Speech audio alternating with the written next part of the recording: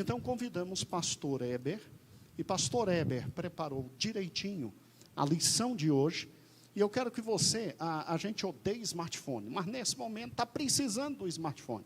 Então eu quero que você pegue seu smartphone, nós já repassamos a lição, ela na versão online, Heber, pode vir, já repassamos na versão online para todos os irmãos, e aí você tem no smartphone a versão online. É óbvio que Heber preparou uma série de slides, nós vamos ver, vamos acompanhar, e hoje nós vamos aproveitar mais um pouquinho da rica lição que o Senhor nos deu.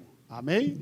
Então, pastor Heber está com a oportunidade e, por gentileza, irmãos, vamos agora nos deliciar com a palavra do Senhor.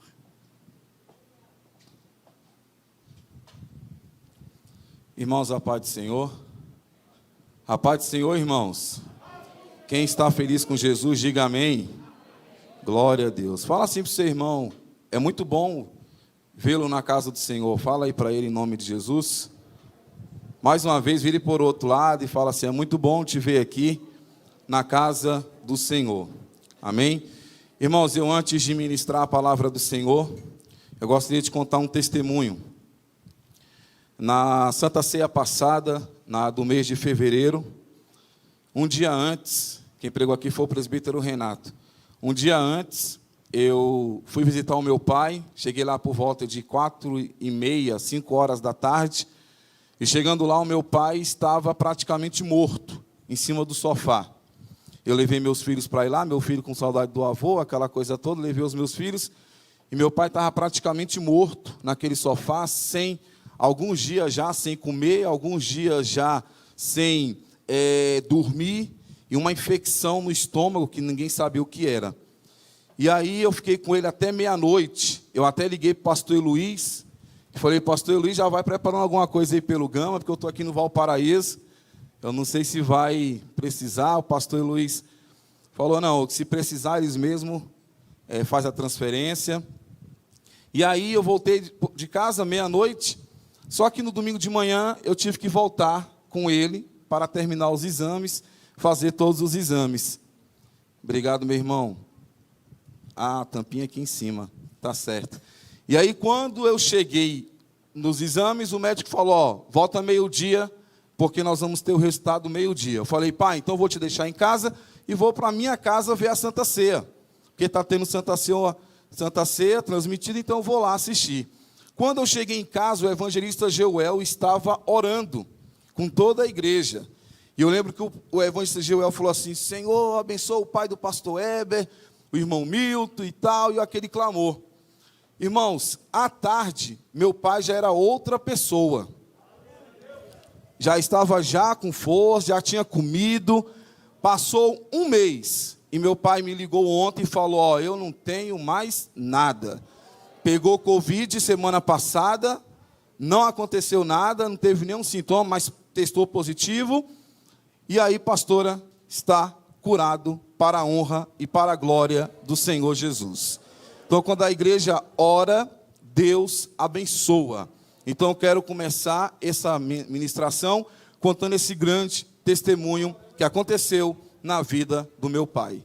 Amém? Vamos para a lição. Jojo, vamos começar os trabalhos, meu irmão. Coloca o primeiro slide, por favor. Quem está com a sua revista pode abrir na página de número 54. Você tem aí no seu smartphone, você que está em casa, você pode pegar a sua revista, pode pegar seu smartphone e vai estar aí, já está aí disponível. Então nós estamos no estudo número 9, a festa dos tabernáculos. E o texto áureo diz assim: fala aos filhos de Israel, dizendo, aos 15 dias deste mês, 7º será a festa dos tabernáculos ao Senhor por 7 dias. Levítico, capítulo 23, versículo 34. Leitura bíblica diária. Vamos ler a leitura bíblica diária. Leitura bíblica diária. Levítico 23, 39 e 43. Diz assim: porém, aos 15 dias do mês 7º, quando tiverdes recolhido do fruto da terra, celebrareis a festa do Senhor por 7 dias. No primeiro dia haverá descanso, e no 8º dia haverá descanso. E no primeiro dia tomareis para vós ramos de formosas árvores, ramos de palmeiras, ramos de árvores frondosas e salgueiros de ribeiras, e vos alegrareis perante o Senhor vosso Deus por 7 dias. E celebrarei essa festa ao Senhor por 7 dias cada ano, estatuto perpétuo é pelas vossas gerações, e no mês 7º a celebrareis. 7 dias habitareis em tendas, olha aí a figura aí. 7 dias habitareis em tendas, todos os naturais em Israel habitarão em tendas, para que saibam as vossas gerações que eu fiz habitar os filhos de Israel em tendas, quando os tirei da terra do Egito. Eu sou o Senhor vosso Deus. Verdade aplicada, que os nossos autores colocou aqui na revista. Verdade aplicada. A festa dos tabernáculos foi instituída por Deus para que os israelitas se lembrassem do período em que eram peregrinos no deserto, habitando em tendas. Para a igreja, representa o fim da nossa peregrinação rumo ao estado eterno. Amém? Glória a Deus. Vamos fazer uma oração. Senhor nosso Deus, muito obrigado por estar aqui esta manhã, no retorno dessa Santa Ceia aqui, de forma presencial. Abençoe a minha vida, que estará falando esta manhã.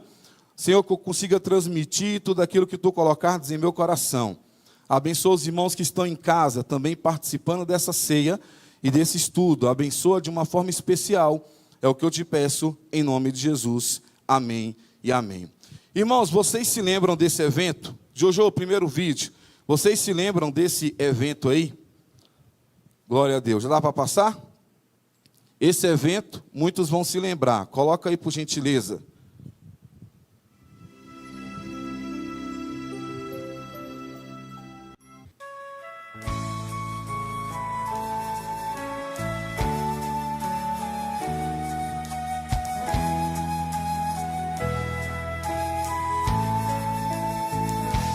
Cristo já nos preparou um manjar que nos comprou e agora nos convida a cear. A Igreja Evangélica Pentecostal do Brasil para Cristo convida todos os irmãos a participar na próxima sexta-feira, dia 10, às 16 horas, da grande celebração nacional da Santa Ceia, que contará com a participação e a interação de todas as nossas igrejas do Brasil. Nesse mês de abril, vocês cearão em casa com suas famílias e acompanharão toda a transmissão dessa importante celebração ao vivo por meio da nossa página no Facebook, sem deixar assim de relembrar o amor de Cristo, seguindo o que a sua palavra diz. Então, nessa sexta-feira de feriado nacional, reúna sua família em casa, prepare seu pão, seu suco de uva e aguarde para participarmos deste momento juntos. Quantos lembram desse evento? Diga amém. Glória a Deus. Esse evento aí foi no ano passado, na Santa Ceia de abril, no mês do dia 10. E ali foi bem no início da pandemia, os irmãos lembram? Bem no iniciozinho mesmo da pandemia. Houve o decreto do governador e nós tivemos que fazer os cultos de forma online. Isso foi no dia 10, mas no dia 5, no meu aniversário, no dia 5 de abril, eu estava conversando com o pastor Gedeon Júnior, em chamada de vídeo, por volta de 2h30 da tarde. E aí, conversando com ele chamou a minha esposa para tratar de algum assunto. Minutos antes, a minha esposa estava bem na cozinha, arrumando ali as coisas do almoço, aquela coisa toda. E quando o pastor Gedeon Júnior a chamou, eu vi que ela estava muito mal, estava tremendo. E eu só sei que ela já foi para debaixo da coberta e ficou tremendo. 30 minutos depois, o SAMU já estava dentro da minha casa. E o SAMU já estava levando para o hospital. O fato é que chegando lá foi diagnosticada a mesma coisa que já havia acontecido há 2 anos atrás. Erisipela, uma dor na perna. Ela teve uma infecção porque teve uma feridinha no calcanhar, entrou uma bactéria e ali ela pegou essa doença. Os pastores já oraram, eu lembro que a Geide ligou, a pastora Geide, a pastora Luíde ligou também orando, e ela ficou internada no Hospital do Gama. Mas estava bem no início do coronavírus. Nós não sabíamos muito bem como é que era isso. Poucos irmãos, eu acho que ninguém, se não me falha a memória, só o pastor Luiz nessa época já tinha pegado o coronavírus, não sei, dia 10 de abril do ano passado, em maio. Então, antes disso aí, eu acho que ninguém havia pegado ainda o coronavírus. Então, nós não sabíamos muito como que seria isso. E aí eu fiquei um pouco preocupado, porque ao chegar no hospital, na onde a Lidiane ficou, a ala seguinte, bem próxima, eles falaram assim: ali é o pessoal que está testado positivo, testou positivo para o coronavírus. E quando eu voltei no dia seguinte, eu não pude mais entrar. Falaram assim, ó, não pode entrar por conta do coronavírus. E eu fiquei naquela situação muito preocupado. O fato é que no dia dessa ceia, dia 10 de abril, quando começou a Santa Ceia, eu estava sozinho em casa, meus filhos na casa da tia e a minha esposa internada no Hospital do Gama. Começou a Santa Ceia, eu fui na padaria, preparei a minha ceia, comprei ali o meu pão, preparei ali meu suco de uva, e orando ao Senhor e muito preocupado, porque nós que somos casados, que amamos a esposa, se a esposa vai mal, nós também ficamos mal, nós também ficamos preocupados. E aí quando foi o louvor, ia começar a pregação, o telefone toca, a Lidiane ligando e falando assim: pode vir me buscar, porque o médico acabou de me dar alta. Eu já corri ali, peguei o carro e ali eu fui buscar a minha esposa e conseguimos ceiar nesse dia, online, no dia 10 de abril. Passou um ano, estamos em abril de 2021, e nós percebemos, irmãos, que muitas pessoas hoje em dia já conseguem entender que não tem ninguém melhor do que ninguém, que todo mundo está no mesmo barco. Se não for a misericórdia do Senhor nas nossas vidas, nós não vamos conseguir chegar a lugar nenhum. E nós já aprendemos que nós somos dependentes de Deus. Deus está conosco, e se Ele não estiver conosco, tudo cai, tudo rui e tudo se acaba. E nós percebemos que hoje muitos não conseguem mais bater no peito, porque pensam assim: não, estou com a máscara, eu realmente preciso de Deus, o coronavírus está aí. Alguns corpos reagem de uma forma mais tranquila, outros não.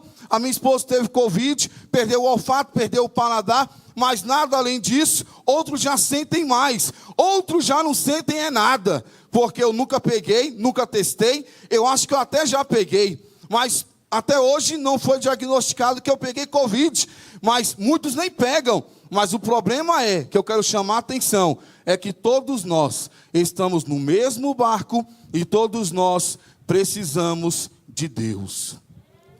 Quantos precisam de Deus aqui? Diz um amém ao Senhor. E pastor Hebe, o que isso tem a ver com a lição de hoje? Tem tudo a ver com a lição de hoje.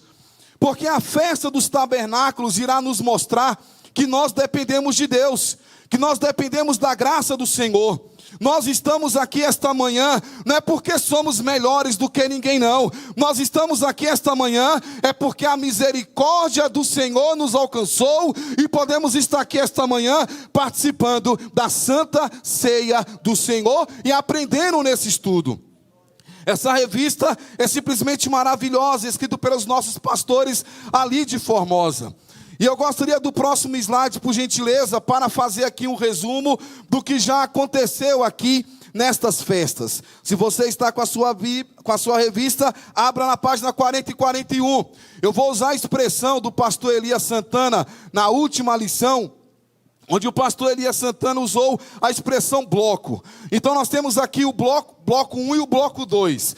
No bloco 1 de festas do plano profético, que são 7 festas, nós temos aí a Páscoa, que no plano profético vai falar sobre a morte de Cristo. Aí o nosso irmão Elton nos trouxe aqui uma palavra abençoada sobre a Páscoa.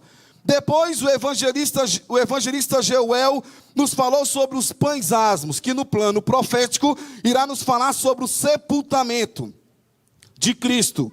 E depois o presbítero Renato, aqui na última Santa Ceia de fevereiro, nos falou sobre as primícias, que no plano profético vai falar sobre a ressurreição de Cristo. Aí se passaram 7 semanas, 49 dias mais um, aí nós entramos na era da igreja, que foi o Pentecoste. Aí o evangelista Jesuá nos trouxe sobre esse tema, a era da igreja, o Pentecoste. Lembrando que a Páscoa, pães asmos e primícias está aí no mês de Nissan ou Abib. Já chegando aqui, já no segundo bloco, nós temos aí 3 grandes festas. Nós temos aí o arrebatamento, que são as trombetas. As trombetas e no plano profético, o arrebatamento da igreja, onde o nosso ministro de louvor, irmão Tiago Salles, nos trouxe aqui esta palavra sobre as trombetas. No domingo passado, o pastor Elias Santana nos trouxe sobre o Oquipu, que é o dia da expiação, que no plano profético vai falar sobre a grande tribulação. E hoje coube a mim, a convite do pastor Gedeon Júnior, a falar sobre os tabernáculos, que no reino, que no plano profético é o reino de Cristo. Todas essas festas, trombetas, expiação e tabernáculo, está no mês do Tishrei, que é o mês, o início do calendário civil. E hoje nós vamos explicar sobre o tabernáculo, que é o reino de Cristo. Pode voltar para mim, Jojo, por gentileza. Então, irmãos, essa festa é uma festa muito interessante, que é a festa dos tabernáculos. Então, nós chegamos nessa terceira festa, a última festa, que era uma festa de muita alegria. Se a festa das primícias, se a festa das trombetas, se a festa do Pentecoste, havia alegria nessas festas, aqui, na festa dos tabernáculos, a alegria era dobrada.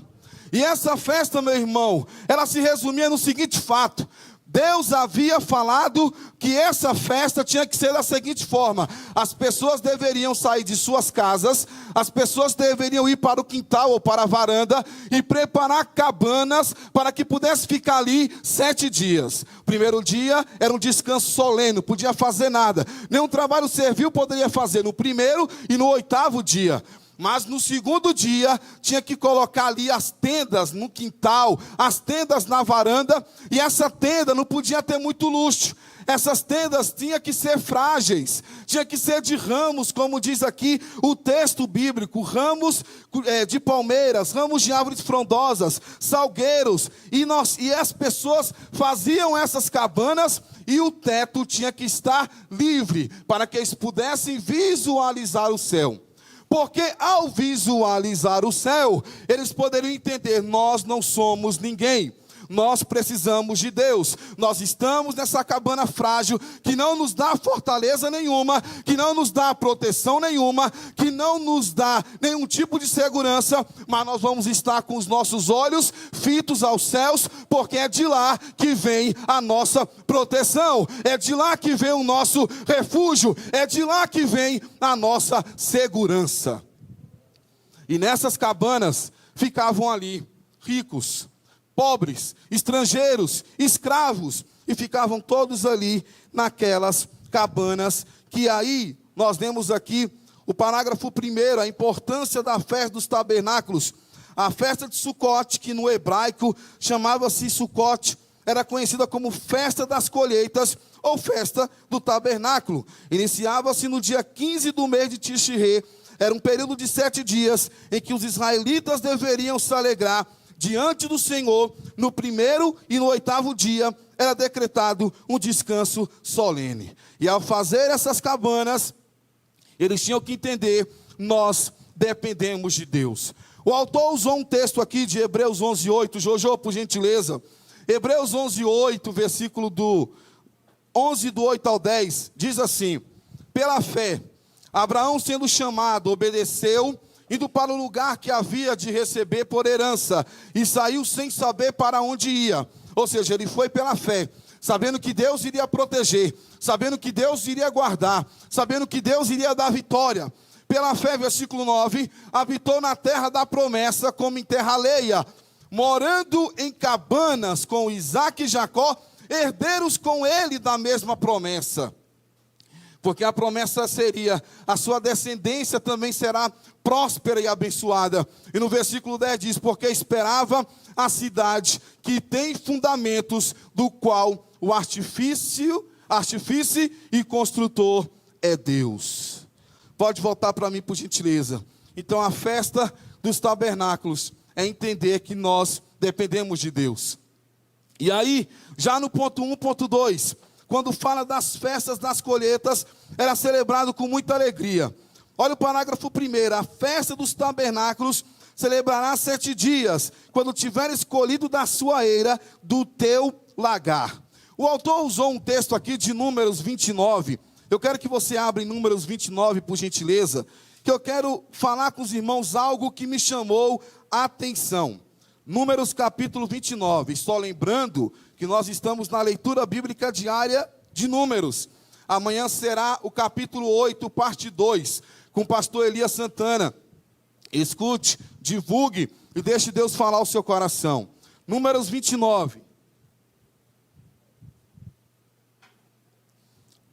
Olha só, olha aqui para mim em nome de Jesus. Essa festa, as outras festas, geralmente era usado 2 novilhos ou 2 bezerros. Era usado o bode, porque toda festa tinha que ter o bode da expiação em prol do pecado, e era usado também cordeiros. Mas o que me chama a atenção nessa festa, obrigado meu irmão, muito obrigado, essa água aqui me ajuda bastante, que Deus abençoe, no nome de Jesus. O que me chama a atenção aqui no Números 29, é que no versículo 13, olha por gentileza o versículo 13 de 29, e por holocausto em oferta queimada de cheiro suave ao Senhor, oferecereis 13 bezerros, 2 carneiros e 14 cordeiros de 1 ano, ser-vos-ão ele sem mancha. Agora no versículo 17, você não vai ter mais 13 novilhos ou 13 bezerros. No 17, no segundo dia, você vai ter 12 bezerros. No versículo 20, você não vai ter 12 nem 13, você vai ter 11 no terceiro dia. Já no quarto, versículo 23, você vai ter 10. No versículo 26, no quinto dia, você vai ter 9. No versículo 29, no sexto dia, você vai ter 8 bezerros. E no sétimo dia, você vai ter 7 bezerros. Se você pegar do 13 bezerros no primeiro dia, e for trazendo até o sétimo dia com 7 novilhos, tem uma explicação. Jojo, o próximo slide. A explicação é a seguinte: o total de novilhos oferecidos fica em 70. 70 era um número redondo no qual os israelitas calculavam os povos da terra. E a interpretação dada a estes sacrifícios pelos próprios judeus é que foram feitos no sentido de interceder a Deus em favor de toda a raça humana. O sacrifício único de Jesus Cristo haveria de abranger pessoas de todas as nações que se convertessem a Ele. Então, por se tratar da última festa, eles totalizaram de forma, pegando do primeiro dia até o sétimo, 70 novilhos. Porque na cabeça dos israelitas, 70 simbolizava o número de toda a raça humana. E eles estavam ali fazendo sacrifício para que toda a raça humana pudesse alcançar a Deus. E quando Jesus Cristo morreu na cruz do Calvário, Ele fez para que todo mundo pudesse entregar a vida a Ele e servir ao Senhor para todo sempre. Então você que está me assistindo, você que participa dessa transmissão, se você ainda não aceitou a Jesus, aceite, porque Ele veio como cordeiro, morrer pela minha vida e pela sua, para que um dia possamos estar com o Senhor eternamente. Então, irmãos, nessa festa aqui, eles tinham essa preocupação que simbolizava 70. Você pode observar que número 7, 70, o número 7 é o número da perfeição, da completude. E aí tem muito isso em todas as festas. 7 dias, 7 voltas, 7 cordeiros e 7 isso, é porque faz parte da perfeição de Deus. Continuando aqui a leitura da revista, parágrafo 2. A festa dos tabernáculos era a festa agrícola que celebrava a colheita final, com a qual Deus havia abençoado o povo durante o ano. E isto deveria ser comemorado. Por quê, irmãos? Trabalhava arduamente, conseguia a sua colheita, e eles ofereciam, como já foi explicado aqui, as primícias dessas colheitas. E aí ele vem dizendo aqui, logo aqui em seguida: por esta razão, o Senhor ordenou ao povo que todos tinham direito de se alegrar nessa solenidade, incluindo escravos e estrangeiros. Imagina a alegria de um escravo ao participar dessa grande festa. E aqui diz mais ainda: das festas do Senhor, Essa era a que mais produzia união entre o povo, pois todos ali habitavam muito próximos uns dos outros, sobre a mesma condição, e repartia as suas refeições entre si. Então era uma festa, Jesuá, de muita alegria. Todos na cabana, visualizando o céu, muita alegria, isso independente de ter escravo, estrangeiro, pobre ou rico, todos estavam ali, com muita música, com muito som de alegria e louvando e bendizendo o nome do Senhor nosso Deus. Eu achei interessante o pastor Gedeon Júnior,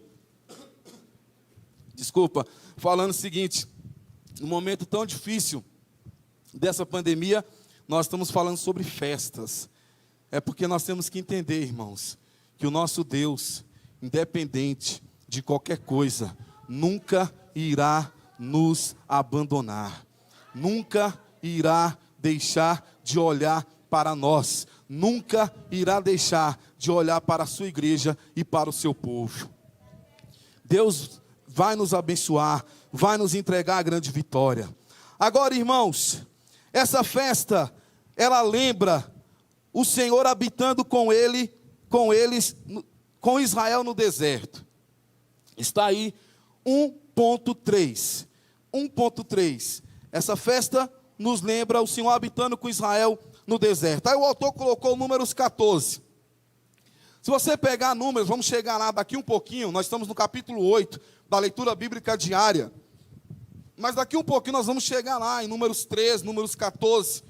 Quando o Senhor havia libertado o povo, onde Deus fez aquele grande milagre em abrir o mar fazer paredões e o povo passar a pés enxutos, o povo, irmãos, ao invés de agradecer a Deus, de glorificar a Deus pelo livramento, Deus deu vitória para esse povo, mandava uma nuvem para poder aliviar aquele calor intenso do deserto durante o dia. Deus mandava fogo à noite, coluna de fogo, para os guiar na escuridão à noite.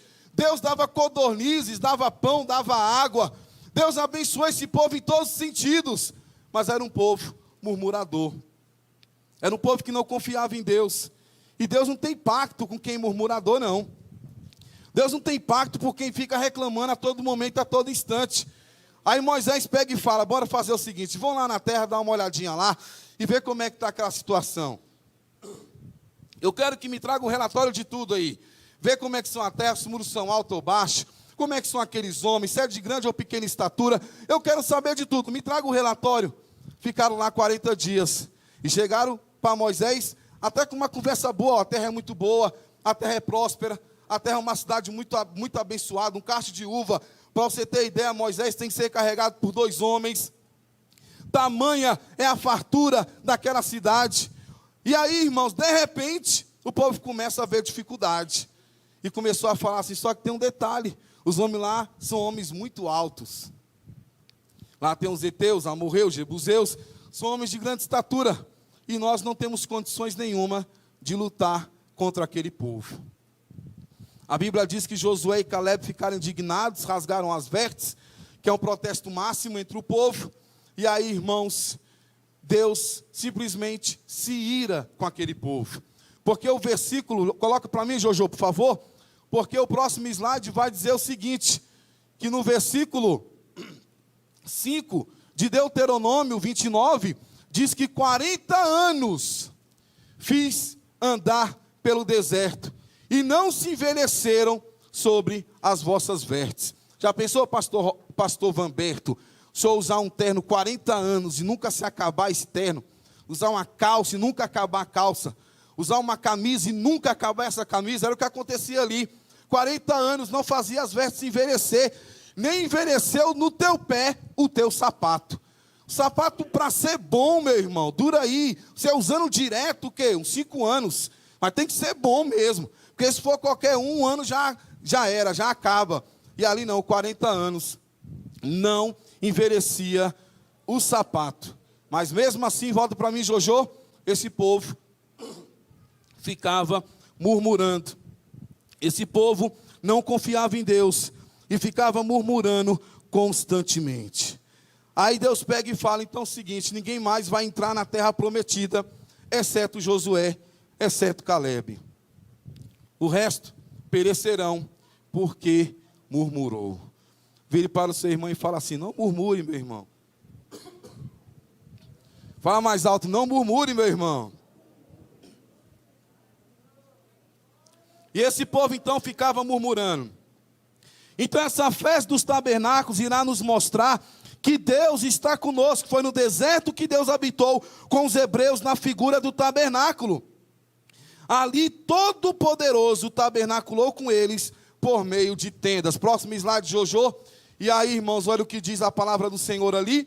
Porque em casa nenhuma habitei, desde o dia em que fiz subir os filhos de Israel do Egito, até o dia de hoje, mas andei em tenda e em tabernáculo. Ou seja, eu estou contigo, eu não vou te abandonar. Você está numa cabana frágil, você está numa cabana feita com ramos, com palmeiras, mas saiba de uma coisa: se eu não edificar a casa, em vão trabalha os que nela edificam. Eu sou o teu Deus, e eu vou te guardar, e eu vou te livrar de todas as coisas, e o meu nome na sua vida vai ser glorificado e exaltado. Nós temos que aprender a confiar mais em Deus, irmãos. Quando nós vemos aquela palavra, tudo é possível ao que crê, é porque tudo é possível ao que crê. Se você crê, a vitória vai chegar na sua vida, e o nome dele vai ser glorificado. Então quando eles estavam nas cabanas, naquelas tendas, eles podiam entender: Deus está comigo. Olha o tópico 2, por gentileza: a festa dos tabernáculos no Novo Testamento. A festa dos tabernáculos cumpre nas duas vindas de Cristo. Ela se cumpre nas duas vindas de Cristo. A festa dos tabernáculos prenuncia primeiramente a vinda do Emanuel, Deus conosco. Está lá em Mateus 1:23. Os judeus aguardavam o momento em que Deus habitaria com eles novamente por meio do Messias, mas para isso era necessário que o tabernáculo de Davi fosse restabelecido. Eu estava dando uma estudada sobre o tabernáculo de Davi, e eu gostaria de ler para os irmãos, porque na vida de Cristo o tabernáculo de Davi foi restabelecido. E eu estava fazendo uma pesquisa. O tabernáculo de Davi marcou uma mudança revolucionária daqueles sistemas que separava Deus do povo. Sem violar o espírito da lei de Moisés, Davi cultivou um espírito de intimidade novamente entre o povo e o Senhor. E aí diz que a restauração do tabernáculo de Davi se refere a nós como templo. Deus está nos chamando para sermos conquistadores, a restaurar o período do louvor, da adoração e de conquista, como foi na época de Davi. E se você abrir a Bíblia, no próximo slide, Jojo, coloca por gentileza, quando teve a arca, quando teve a arca da aliança, do concerto, olha só o que aconteceu. Então vieram os homens de Quiriate-Jearim e levaram a arca do Senhor, e a trouxeram à casa de Abinadab no outeiro, e o consagraram Eleazar, seu filho, para que guardasse a arca do Senhor.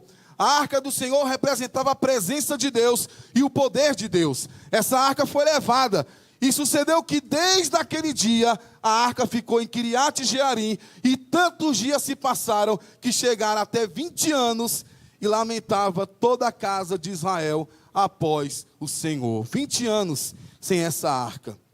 E aí Davi então, ele começa a tentar trazer essa arca novamente.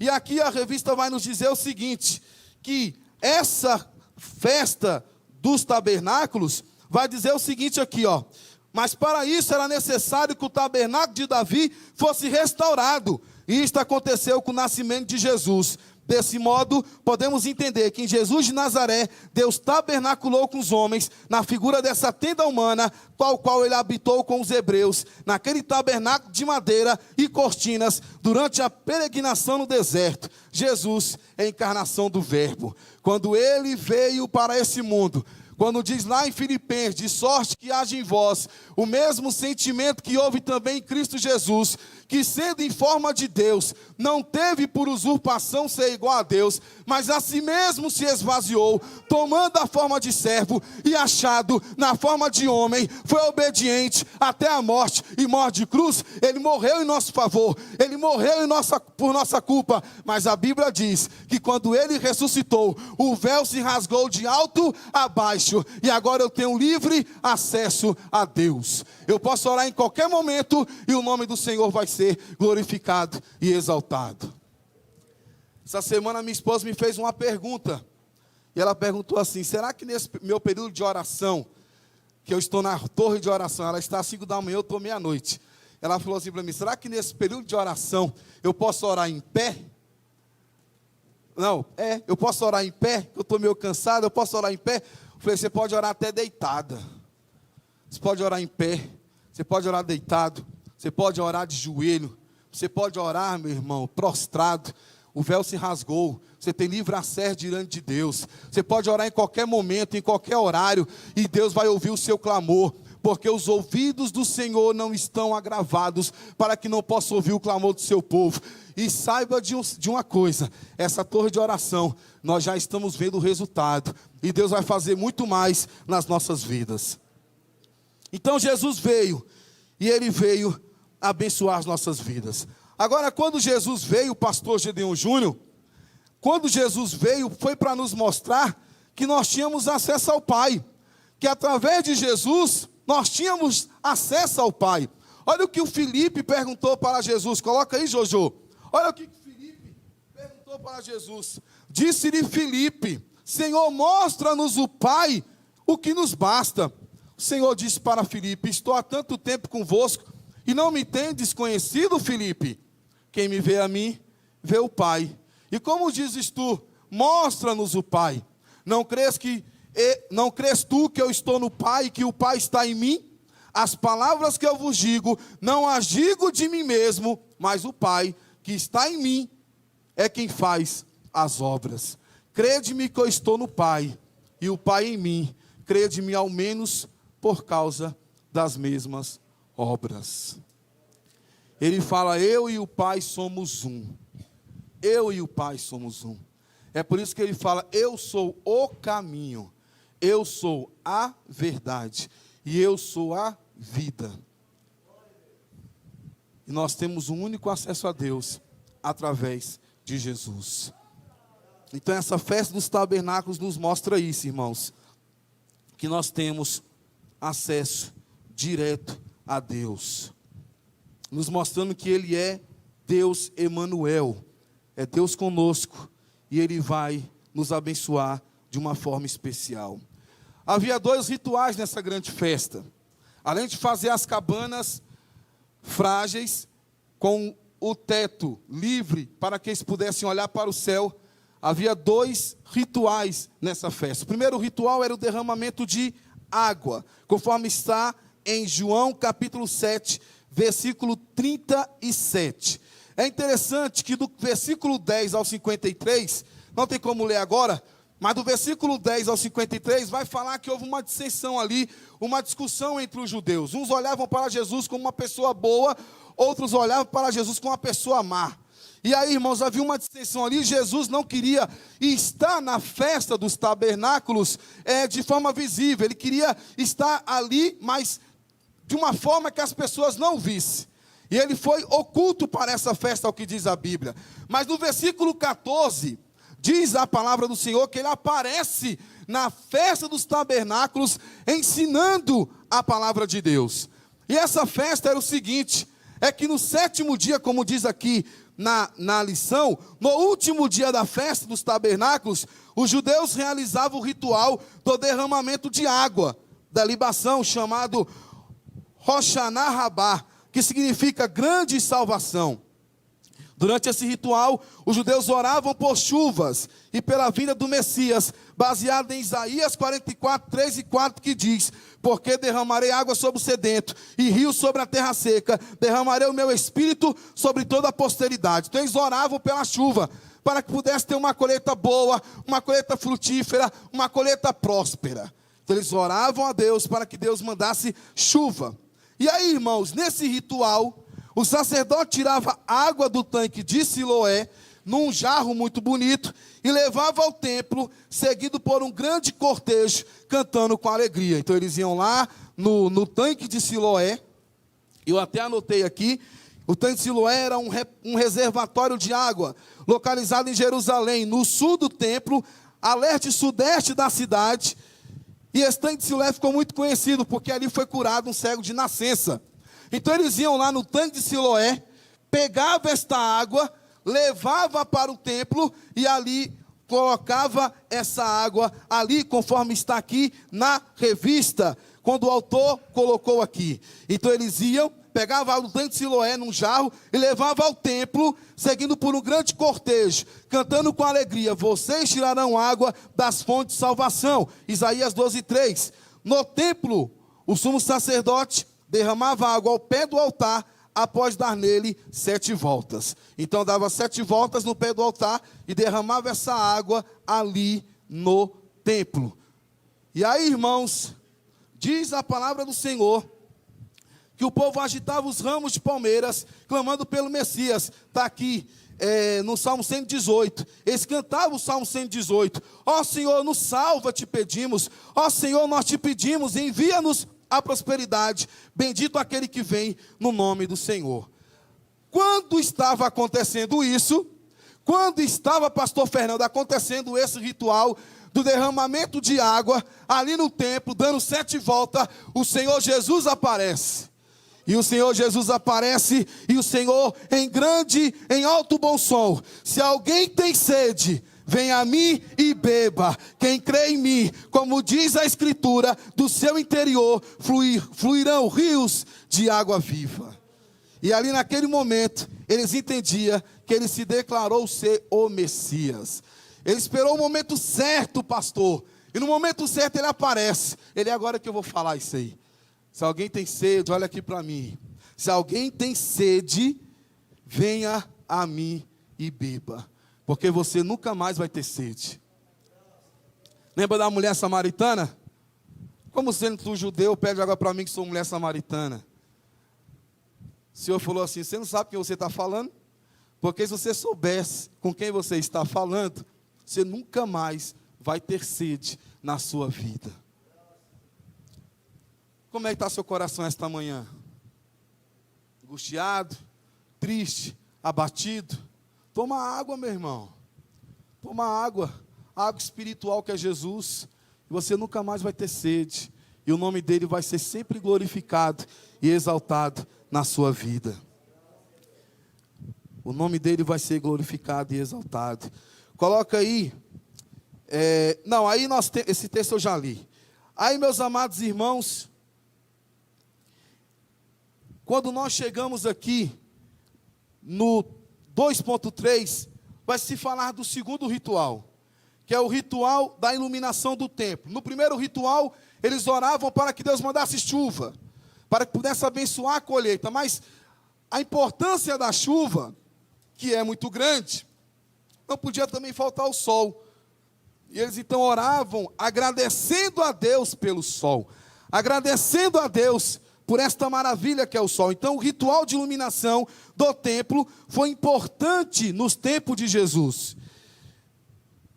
E aqui fala, nesse ritual, milhares de pessoas que chegavam a Jerusalém para aguardar a festa, vinham ao templo carregando tochas acesas, de modo que a cidade inteira ficava iluminada e se juntavam no pátio.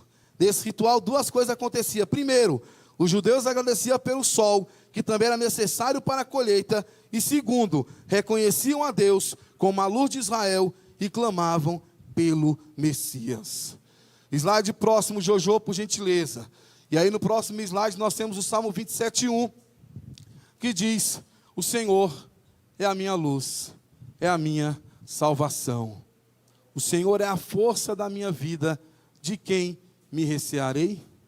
Observe que a lição todinha fala de Deus conosco, de Deus estar presente nas lutas, nas dificuldades, que eu não sou ninguém, que eu não sou uma pessoa que possa bater no peito e falar que eu sou alguma coisa. Eu dependo de Deus, eu dependo de Deus, eu dependo de Deus. E aqui, irmãos, quando fala no Salmo 27, fala que nós dependemos de Deus. Então, no segundo ritual, eles agradeciam a Deus pelo sol, mas ao mesmo tempo, eles entendiam que a confiança vinha de Deus. E foi nessa ocasião que Jesus disse: eu sou a luz do mundo. Quem me segue não andará em trevas, mas terá a luz da vida. Ali ele também se referiu que iluminava o pátio do templo durante a festa. Mundão perdido, né, meu irmão? Mundão perdido, mas Jesus é a luz deste mundo. No meu trabalho essa semana, eu trabalho numa loja de esquina, chegou uma mulher assim meia tremendo, ali dependência de droga, aquela coisa toda, e o pessoal falou: ó, isso aí, ó, tem que ficar esperto. E ela estava tremendo assim, querendo roubar para poder comprar droga. E vinha saindo uma senhorinha, irmãos, do banco. Eu trabalho do lado do Banco Bradesco Prime. Uma senhorinha saindo do banco. Meu irmão, foi muito rápido. A senhorinha passou, foi o tempo dela meter a mão na bolsa, a outra foi mais rápido.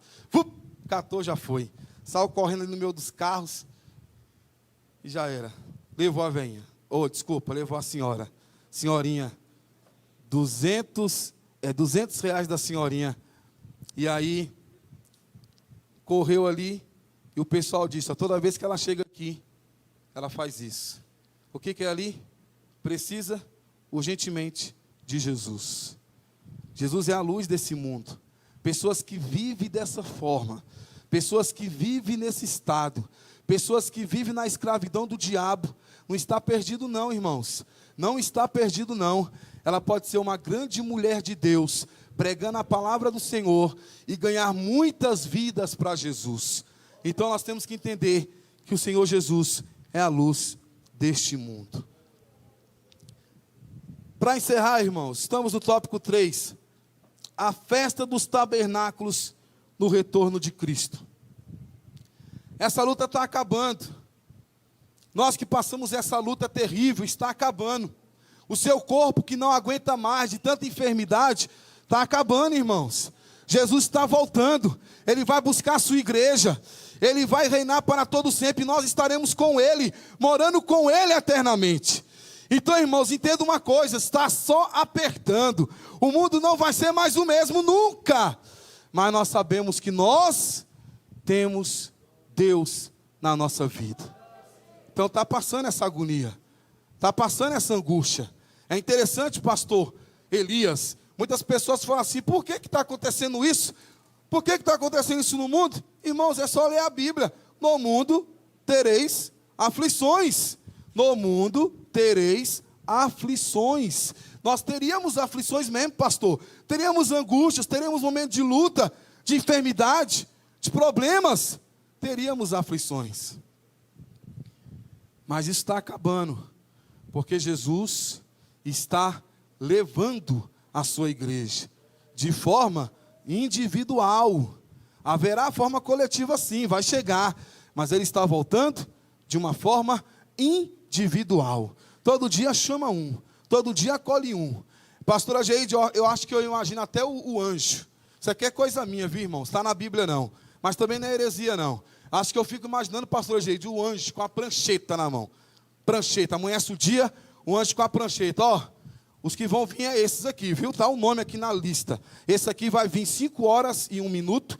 Aqui vai vir 8 horas e 15 minutos. Esse aqui 9h40, esse aqui 10h50. Aqui, ó, meio-dia e 15, esse aqui vai vir. Ó, esse aqui, ó. Esse aqui 5h26 também vai vir. E esse aqui 11 horas e 59 minutos também vai vir. Meu irmão, não adianta, pastor Lutero. Chegou o dia, a hora, aquele minuto, já foi. O fôlego de vida sai. Quem está com Jesus?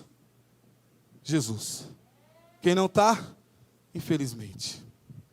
Então todo dia ele volta de forma coletiva.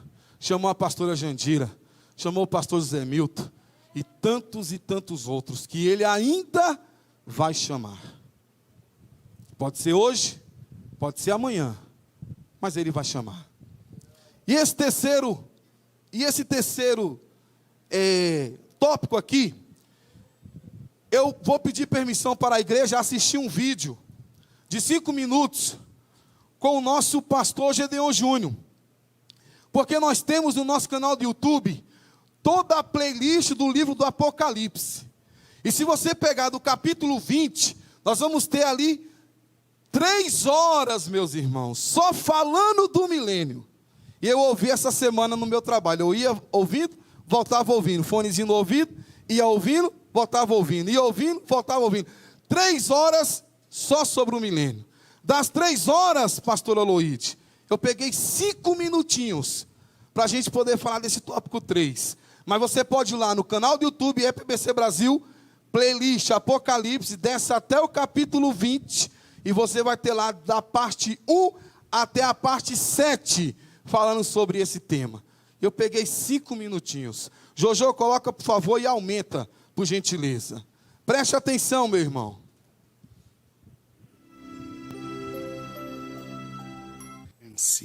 E o capítulo 20 é exatamente aqui, após o final da grande tribulação. Olha que interessante. A grande tribulação começa então com o arrebatamento da igreja e Jesus nos recebendo nos ares. A grande tribulação termina então com a segunda vinda de Cristo e, obviamente, a guerra do Armagedon, onde ele bota os pés lá no Monte das Oliveiras. Depois ele pisa em Bosra, ali em Edom, todos os seus inimigos, e ele sobe para o Vale do Megido, Ar-Megido, e ali com o poder da sua palavra, ele destrói os seus inimigos. E aí, obviamente, prende-se o diabo e começa o capítulo 20, que é o milênio. Sim, você leu comigo que desce dos céus. Isso está no versículo 1, 2 e 3. Vi descer dos céus um anjo que tinha a chave do abismo e uma grande cadeia em sua mão. E ele prendeu o dragão, a antiga serpente, que é o diabo e Satanás, e o amarrou por 1000 anos.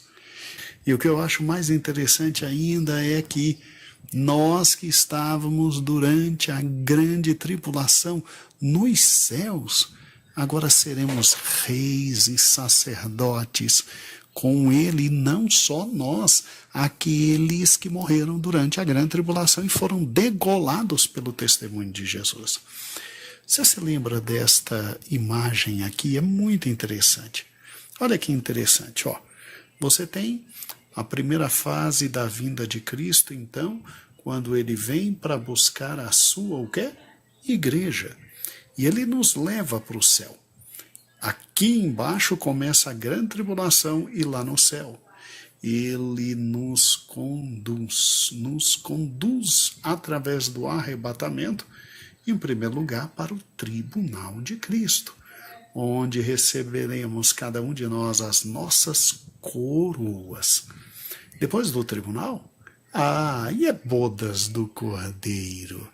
Aí é mesa farta, com alegria, com casamento, com felicidade. Enquanto isso, todo o período da grande tribulação aqui embaixo e o desespero aqui embaixo. E aí, sim, aí virá a segunda fase da vinda de Cristo, onde ele vem agora não nos céus para receber a igreja, mas ele vem dos céus com os seus e pisa o pé no Monte das Oliveiras, vai depois até Edom e pisa nos seus inimigos, e depois sobe até o Vale do Megido, no Ar-Megido, no Armagedon, e ali liquida o anticristo e o falso profeta e os seus seguidores. Olha que fantástico, olha que fantástico. E aí sim, estabelecido está o milênio. E nesse milênio, lembre-se, nós voltaremos com ele para a grande última fase da batalha do Armagedon, mas ele vem para reinar. Então olhe para a linha do tempo, olha que lindo, meus irmãos. Olha que lindo, olha o milênio. O milênio é a consumação da grande palavra de Deus. Eu não sei o seu coração, o meu se enche de alegria, de felicidade, de graça, de gozo. Que Deus fantástico. Quando a gente olha para o milênio, a gente tem exatamente esse período que começa após a segunda vinda, quando ele desce, vence a batalha do Armagedon e traz o seu reino. Eu sei que é uma mera figura ilustrativa, mas é exatamente isso. A Bíblia diz que o leão junto com o cordeirinho viverão. É como se voltássemos ao jardim do Éden, a vida mais do que perfeita que Deus preparou para nós. O milênio tem algumas características interessantes e absolutamente fantásticas. Nele haverá um governo único. Nele haverá absoluta e completa justiça. Nele haverá obediência, porque quando se tem um governo justo, próspero e fantasticamente justo, você tem a obediência da população como consequência.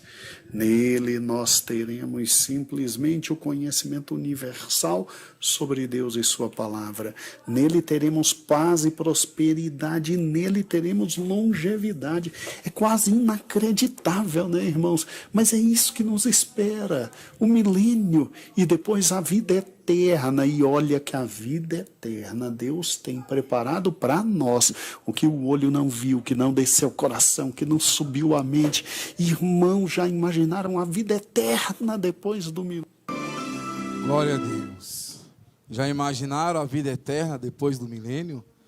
Agradecer ao pastor por ter cedido esse vídeo, permitido. Jojo está sem som. Agradecer ao pastor Gedeon Júnior por ter permitido passar o vídeo. Mas a festa dos tabernáculos fala sobre o milênio. A festa dos tabernáculos vai falar sobre o milênio, porque bem aqui, no versículo de número, eu não vou ler agora, mas em Deuteronômio 31, do 9 ao 13, fala que era feita uma leitura pública a cada 7 anos, e era feita pelos sacerdotes, depois pelos reis, e hoje pelo primeiro-ministro. E no versículo 2 e 3 de Isaías e Miqueias 4 e 2, falirão muitas nações e dirão: vinde e subamos ao monte do Senhor e à casa do Deus de Jacó e andemos pelas suas veredas, porque de Sião sairá a lei e a palavra do Senhor de Jerusalém. Nós temos duas opções: ou descer para ser reis e sacerdotes, ou ficar na grande tribulação. Porque nós do Brasil para Cristo acreditamos o que, irmãos? Que quando chegar a grande tribulação, nós já estaremos com o Senhor. Nós seremos arrebatados antes da tribulação. Então nós temos duas opções: ou vamos voltar com Cristo, sendo reis e sacerdotes no milênio, ou nós vamos estar na grande tribulação. 3 primeiros anos e meio de falsa paz, tudo resolvido, questão de economia, questão de ordem de dinheiro, de saúde, tudo resolvido, uma falsa paz, o anticristo reinando, mas ele é desmascarado. Os 3 últimos anos e meio depois, a abertura dos selos, e aí, irmãos, a grande tribulação. Pode se salvar na grande tribulação, pastor Heber? Pode se salvar? Pode ir para o céu estando na grande tribulação? Pode. Vai acontecer? Vai. Mas bem-aventurado aqueles que têm parte na primeira ressurreição. Nós podemos ir na primeira, no soar da trombeta, subir na primeira. Eu não quero ficar na repescagem não, pastor Lutero. Quero ir na primeira, meu irmão. E a festa dos tabernáculos fala sobre o milênio. De 3 horas, consegui fazer ali em 5 minutinhos, o pastor Gedeon Júnior nos explicando isso. Só ir lá na playlist e ouvir o restante. Para finalizar, 2 minutos eu encerro. A festa dos tabernáculos e o novo céu e a nova terra. Diz assim, parágrafo 1º. A festa dos tabernáculos representa, além do milênio, o novo céu e nova terra. Sobre esse tema, Richard Booker traz um raciocínio interessante. Ele diz que por melhor que seja o milênio, este não é o descanso final de Deus para nós. Pois em Levítico fala de um sábado especial, no 8º dia da festa. Esse era um dia de grande alegria. e corresponde ao novo céu e nova terra. Nesta linha de raciocínio, podemos ver o milênio se cumprindo no 7º dia da festa, que era o dia em que os judeus clamavam fervorosamente pela vinda do Messias para salvá-los do jugo do inimigo. Por isso haverá a restauração do reino de Israel, no que muitos estudiosos acreditam ser o 7º milênio. Aí na playlist é só ver o pastor Elias Santana falando sobre os novos céus e nova terra. Estaremos morando com o Senhor eternamente, em corpos transformados. Não será esse corpo e não será esse corpo que você tem aí. Em corpos transformados, estaremos morando com o Senhor no novo céu e na nova terra. Valeu a pena passar por tudo que nós passamos. Valeu a pena dizer não para o diabo, porque agora moraremos com o Senhor eternamente. Lá não haverá choro, lá não haverá pranto, lá não haverá morte, lá não haverá tristeza, lá não haverá angústia, lá não haverá tribulação, lá não haverá desespero. Não, é paz. É paz e é o seguinte, irmãos, paz eterna, alegria eterna. Pensa numa alegria aí agora. Pensa numa alegria. Imagine uma alegria que você gosta muito, uma alegria maravilhosa. Isso não é nada do que será o céu. É uma alegria eterna, porque a alegria que você pensou aí, ela passa. É uma alegria eterna, um gozo eterno. E você vai falar assim: valeu a pena eu estar firme com o meu Jesus, porque eu estou aqui num corpo transformado, abençoado e morando com meu Deus. Irmãos, eu não sei se eu consegui transmitir tudo aquilo que Deus colocou em meu coração, mas em suma essa festa vou ler aqui a conclusão. No início Deus habitou no meio do povo, preparando-lhes para neles morar. Ele veio e nos deu o Espírito Santo para habitar dentro de nós, e hoje somos o seu santuário. Mas no novo céu e nova terra, nós viveremos com Deus, e Ele será o nosso santuário. E isto foi prefigurado na festa dos tabernáculos, quando os judeus habitavam nas cabanas durante a festa. Eu quero encerrar esta mensagem dizendo o seguinte: ainda dá tempo de nós confirmarmos o nosso carimbo para o céu. Ainda dá tempo de nós cravarmos e dizer assim: do céu ninguém me tira, porque é para lá que eu vou. Ainda dá tempo. O Senhor pode te chamar hoje. O Senhor pode te chamar hoje. E se Ele te chamar hoje, você tem que ter a certeza de que você vai encontrar com o seu Deus. E que nós possamos refletir em tudo isso. E que nós possamos aprender que dependemos de Deus. E que Deus é tudo em nossa vida. Senhor nosso Deus, muito obrigado por esta palavra, Senhor. Como nós temos sido edificados com as ministrações dessas lições nessa revista, as festas judaicas, as festas de Israel. Senhor, muito obrigado. Que o teu nome seja glorificado. Que tu possa perdoar os nossos pecados, possa perdoar as nossas falhas, e que possamos morar com o Senhor eternamente. Fica conosco e nos abençoa no nome de Jesus. Pastor Aloíde, muito obrigado por essa oportunidade. Pastor Gedeon Júnior, e que Deus abençoe a todos em nome de Jesus. Amém. No próximo domingo daremos início à nossa nova revista de estudos bíblicos dominicais, Israel, a Igreja e as Festas. Durante todo um trimestre estaremos nos aprofundando acerca da importância e do significado que esse tema representa na Bíblia. Os temas dos estudos são: Estudo 1, as festas do Senhor. Estudo 2, o sábado. Estudo 3, a festa da Páscoa. Estudo 4, a festa dos pães asmos. Estudo 5, a festa das primícias. Estudo 6, a festa de Pentecostes. Estudo 7, a festa das trombetas. Estudo 8, o dia da expiação. Estudo 9, a festa dos tabernáculos. Estudo 10, a festa do Purim. Estudo 11, a festa da dedicação. E por fim, estudo 12, a festa do jubileu. Lembrando que a revista será disponibilizada em nossas plataformas digitais. E caso queira adquiri-la em formato impresso, basta entrar em contato com o Pastor Heber. Então, não se esqueça, nesse domingo, dia 7, às 9 horas da manhã, Escola Bíblica Dominical com a nova revista Israel, a Igreja e as Festas. Igreja Evangélica Pentecostal do Brasil para Cristo. Compromisso com Deus e a sua palavra.